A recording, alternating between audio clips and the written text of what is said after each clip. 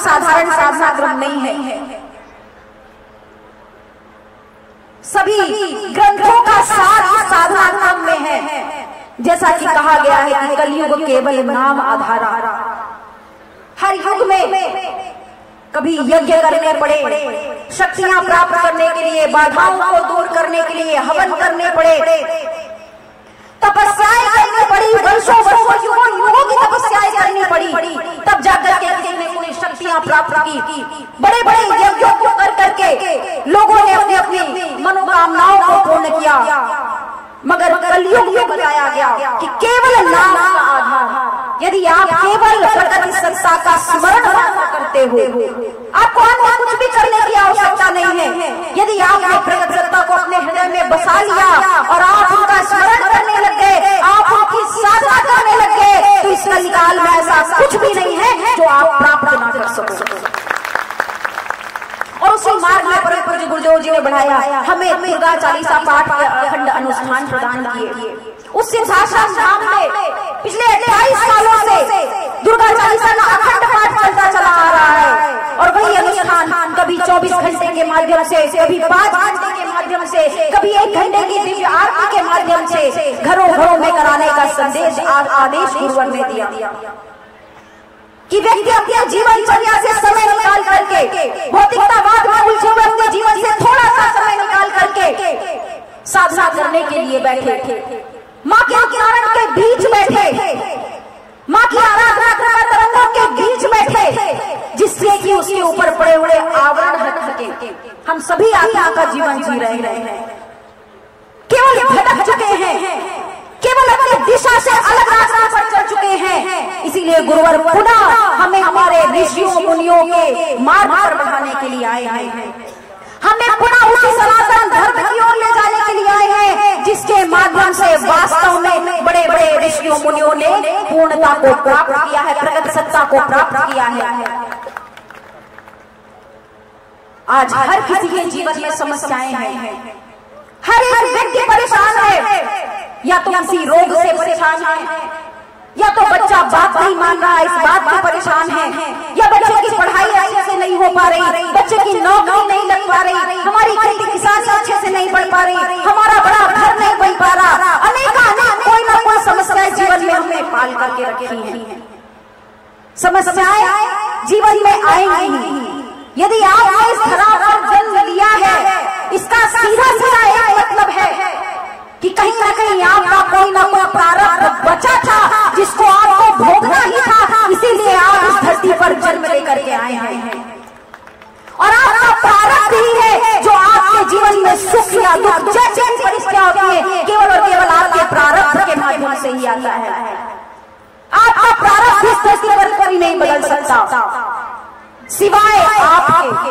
और यही गुरुदेव जी आपको बताना चाहते हैं कि यदि वास्तव में तुम अपने प्रारब्ध को सुधार लोगे तो तुम्हारा जीवन सुखमय शांतिमय हो जाएगा। और प्रारब्ध को सुधारने के लिए गुरुवर ने बताया, सत्कर्म करना सीख लो, मानवता की सेवा करना सीख लो, धर्म की रक्षा करना सीख लो, राष्ट्र की रक्षा करना सीख लो, तुम्हारा प्रारब्ध अपने आप बदल जाएगा।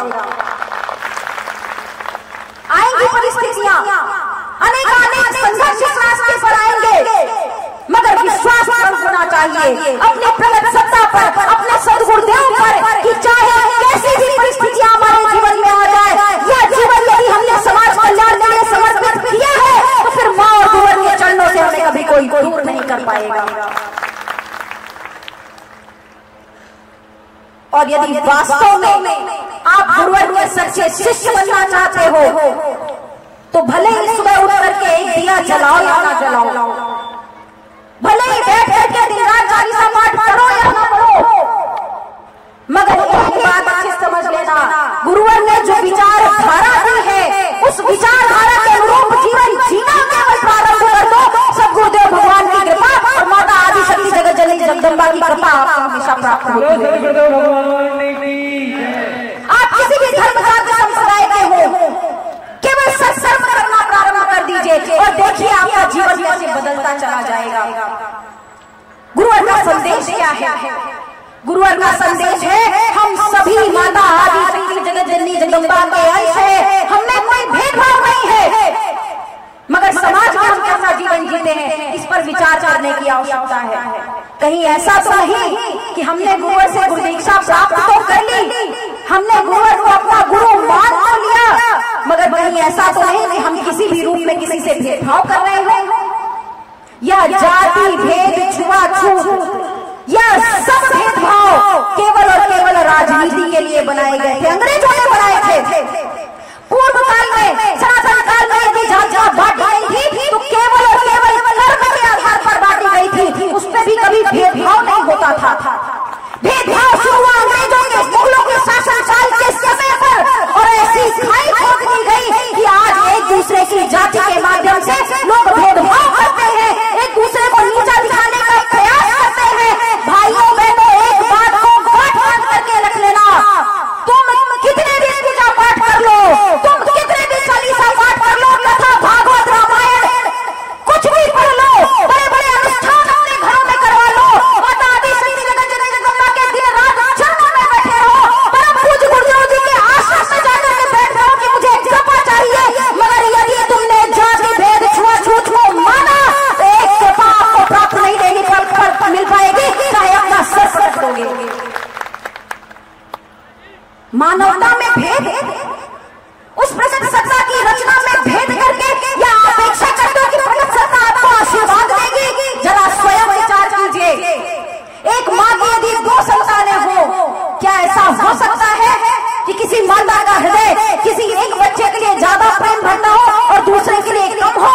ऐसा कभी नहीं हो सकता। चाहे बच्चा कैसा भी हो, अंतिम सांस तक माता पिता का प्रेम अपने बच्चों के लिए एक समान होता है। वह दुखी हो सकते हैं कार्य प्रणाली से, वह उनसे अलग हो सकते हैं दुखी होकर के, मगर प्रेम उनका कभी नष्ट नहीं हो पाएगा। और यदि उन पर आपने भेदभाव कर दिया तो माता पिता का आशीर्वाद कभी प्राप्त नहीं हो पाएगा। मानव होकर के मानवता के साथ भेद करना यह इस धरा का सबसे बड़ा अपराध है, और इसी अपराध से आपको बचाने के लिए परम पूज्य गुरुदेव जी ने कहा कि सभी जाति भेद भुला दो, हम मानव हैं, एक साथ बैठ करके जब मां की आराधना करोगे, एक साथ मिल करके जब समाज में परिवर्तन का कार्य करोगे, तब मां की कृपा भी प्राप्त होगी और मेरी कृपा आशीर्वाद भी तुम्हारे साथ। गुरुवर ने कहा कि समाज सेवा के लिए अपना जीवन धारण करो, तो कहीं ऐसा तो नहीं कि किसी को हमारी सहायता की आवश्यकता है और हम बगल से निकल जाए, हम उसका साथ भी ना दें। कहीं ऐसा तो नहीं कि कोई हमें अपनी मदद के लिए पुकार रहा हो, हम और मुंह फेर करके चले जाए। सदैव याद रखिए, किसी की सहायता के लिए यदि आप अपने 2 हाथ आगे बढ़ाएंगे तो प्रगट सत्ता जब आपको आवश्यकता पड़ेगी 10 हाथ आपकी सहायता के लिए अपने आप भेज देंगे। सब कुछ कर्मों का खेल है, यदि इस बात को समझ जाओगे तो दर दर भटकना भूल जाओगे।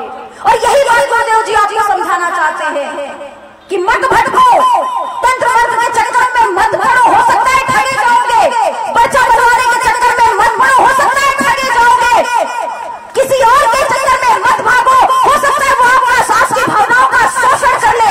विचार करो, स्वयं साधना करो, अपने जीवन में परिवर्तन लाओ, अपने बच्चों को सद्मार्ग पर बढ़ाओ, और फिर देखो कैसे तुम्हारे जीवन में परिवर्तन आता है, तुम्हारे परिवार के जीवन में परिवर्तन आता है। केवल और केवल एक ही आह्वान है आप सभी का कि भाइयों बहनों, इस मार्ग पर आप भी 2 कदम आगे बढ़ करके देखो।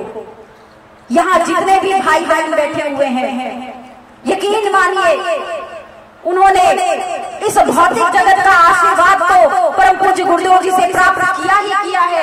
हजारों भाई बहन ऐसे बैठे हैं यहाँ पर जो पहले बहुत नशा करते थे, नशा छोड़ करके आज अपना नशा छोड़ ही दिया, दूसरों का भी नशा छुड़ाने में लगे हुए हैं। बहुत से ऐसे भाई बहन बैठे हुए हैं जो जाने कितनी गंभीर बीमारियों से पीड़ित थे, मगर नशा छोड़ करके माँ गुरुवर के चरणों का जब से लाभ प्राप्त किया, उनकी समस्याएं धीरे धीरे करके दूर हो गई। आपका भी हम आह्वान करते हैं कि सब कुछ भूल जाइए, आप जहाँ हैं जैसे हैं, गुरुवर आपको वैसा ही स्वीकार करना चाहते हैं। बस अपने अपनों को छोड़ते चले जाओ और एक विचारधारा होकर के इस अभियान में अपना साथ आगे बढ़ा दो, और फिर देखो तुम्हारा जीवन तो सुधर ही जाएगा, तुम्हारे आने वाली पीढ़ियों का जीवन सुधर जाएगा। केवल और केवल छोटा सा प्रयास करना है, प्रातःकालीन सुबह उठे, अपने बच्चों को भी उठाए, साधा